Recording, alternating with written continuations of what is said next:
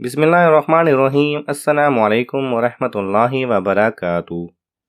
کسی کو جب اللہ تعالیٰ بچے سے نوازے تو ولادت کے 7ویں روز یا 14ویں یا 21ویں دن اگر ان دونوں میں سے نہ ہو سکے تو عمر بھر جب بھی متوقع میسر آئے 7ویں دن کی رعایت کے ساتھ بچے کی طرف سے اللہ کے نام جانور ذبح کرنے کا نام شریعت میں عقیقہ ہے۔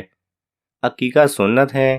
اللہ کے رسول صلی اللہ علیہ وسلم نے اپنے نواسوں حضرت حسن اور حضرت حسین رضی اللہ تعالی عنہما کی طرف سے عقیقہ فرمایا تھا۔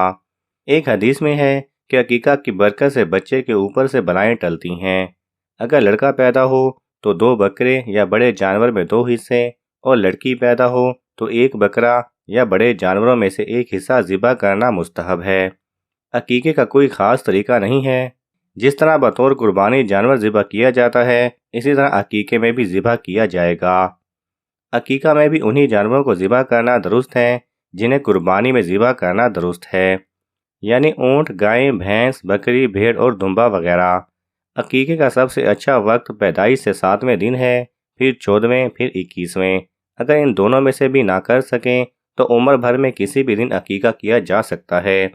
البتہ بہتر ہے جب بھی عقیقہ کیا جائے پیدائش سے 7ویں دن کا لحاظ کیا جائے۔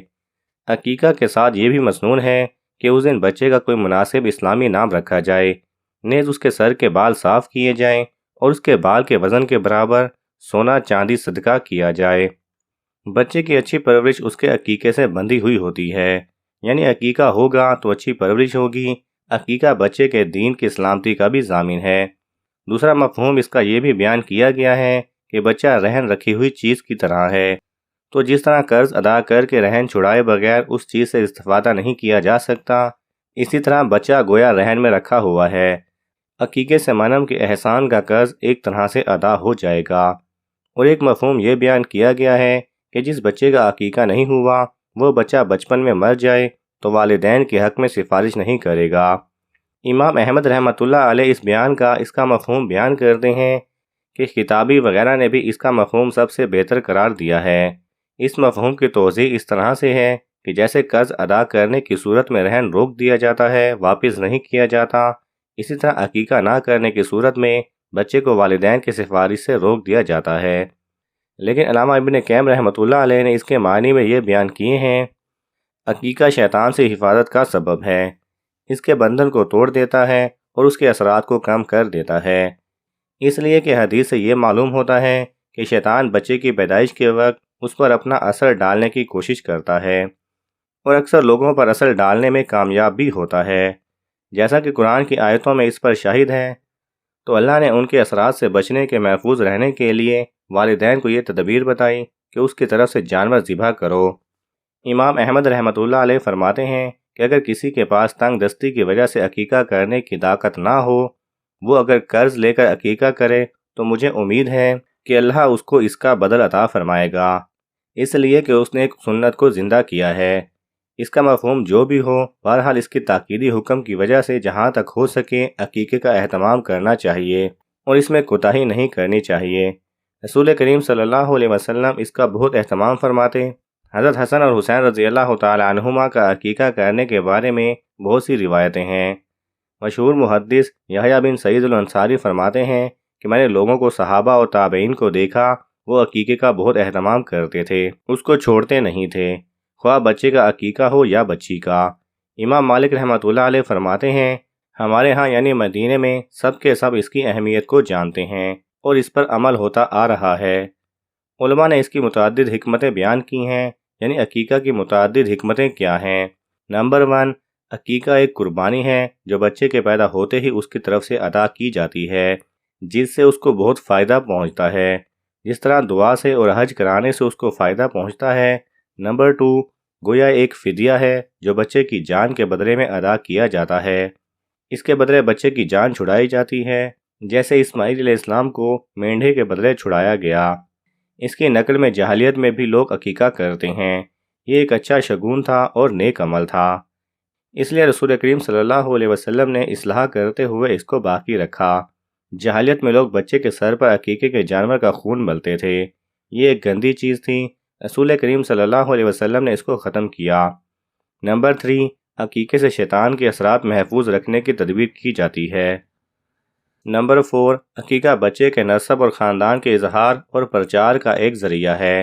اس سے آسانی سے پتہ چل جاتا ہے کہ یہ فلاں کا بچہ ہے اور اس کی کسی بھی معاشرے میں سخت ضرورت ہوتی ہے تاکہ کبھی اس کے بارے میں کوئی ناپسندیدہ بات نہ کہی جا سکے۔ نمبر 5، عقیقے سے سخاوت کی صفت پیدا ہوتی ہے اور بخل کی بیماری کا علاج ہوتا ہے۔ نمبر 6، عیسائیوں میں جب کسی کے یہاں بچہ پیدا ہوتا تو زرد پانی سے اس کے رنگ کرتے تھے۔ اس پانی کو نصرانی یعنی عیسائی ہونے کی علامت سمجھا جاتا تھا۔ بس مناسب معلوم ہوا اور بہتر سمجھا گیا کہ ان کے اس فعل کو مقابلے میں کوئی ایسا فعل پایا جائے جس سے اس بچے کا ملت ابراہیمی علیہ السلام یعنی اسلام کا تابع ہونا معلوم ہو۔ نمبر 7، اللہ کی نعمت کا شکریہ اور اس پر اظہار خوشی کا ایک طریقہ ہے۔ بچہ اللہ کی عظیم نعمت ہے اور والدین کو بچے سے محبت ہوتی ہے، اس لیے اس پر رب کریم کا شکریہ ادا کرنا چاہیے۔ نمبر 8، عقیقے کا گوشت کھلا کر رشتہ دار، پڑوسیوں، دوست احباب اور فقراء اور مساکین کے دلوں کو خوش کیا جاتا ہے اور اس سے آپس میں محبت پیدا ہوتی ہے، اور اسلام میں آپسی الفت، محبت اور اجتماعی زندگی کی جو اہمیت ہے وہ ظاہر ہے، اور اس طرح کی اور بھی مصلحت اور حکمت عقیقے میں پنہاں ہیں، لہذا مسلمانوں کو اس کا اہتمام کرنا چاہیے۔ بچے اور بچیوں کے عقیقے کا فرق۔ لڑکی کی طرف سے 1 اور لڑکے کی طرف سے 2 بکریاں ذبح کی جائیں۔ جمہور فقہا کے نزدیک یہ فرق ملحوظ خاطر رکھا جائے۔ اس سلسلے میں کئی احادیث وارد ہوئی ہیں۔ حضرت عائشہ صدیقہ رضی اللہ تعالی عنہ فرماتی ہیں کہ رسول کریم صلی اللہ علیہ وسلم نے ہمیں حکم دیا کہ لڑکی کی طرف سے 1 اور لڑکے کی طرف سے 2 بکرے یا بکریاں ذبح کر دیں۔ حضرت قرظ رضی اللہ تعالی عنہ فرماتی ہیں کہ انہوں نے رسول کریم صلی اللہ علیہ وسلم سے عقیقے کے بارے میں پوچھا تو آپ صلی اللہ علیہ وسلم نے ارشاد فرمایا، لڑکے کی طرف سے 2 اور لڑکی کی طرف سے 1۔ عقیقے کا وقت کیا ہونا چاہیے، یعنی عقیقہ کب کرنا چاہیے؟ سنت یہ ہے کہ 7ویں دن عقیقہ کریں۔ 7ویں روز کی تخصیص اس لیے ہے کہ یہ عین مصلحت کے مطابق ہے۔ ولادت اور عقیقے کے درمیان کچھ فاصلہ ہونا ضروری ہے، اس لیے کہ پورا گھر زچہ بچہ کی خیر گیری میں مصروف رہتا ہے، تو یہ بالکل مناسب نہیں تھا کہ اسی وقت میں عقیقہ کا حکم کر کے ان کا کام اور بڑھا دیا جائے۔ نیز بہت سے لوگوں کو اسی وقت آ کر ملنا مشکل ہوتا ہے۔ حضرت عائشہ رضی اللہ تعالی عنہ سے یہ بات مروی ہے کہ اگر 7ویں دن نہ کر سکیں تو 14ویں دن اور 21ویں دن کرنا بھی مستحب ہے۔ یا اللہ پاک ہم سب کو اولاد صالح عطا فرما۔ اے اللہ پاک جن کی اولاد عطا فرمائی ہے ان کو نیک صالح اور والدین کا فرما بردار بنا۔ اے اللہ پاک ہماری اولاد کو ہمارے دلوں کا اور ہماری آنکھوں کی ٹھنڈک کا ذریعہ بنا اور ہمارے لیے آخرت کے لیے صدقہ جاریہ فرما۔ اے اللہ پاک جو بے اولاد ہیں ان کو نیک و صالح اولاد عطا فرما، اور جو صاحب اولاد ہیں ان کی اولاد کو نیک صالح اور والدین کا فرما بردار بنا۔ آمین یا رب العالمین۔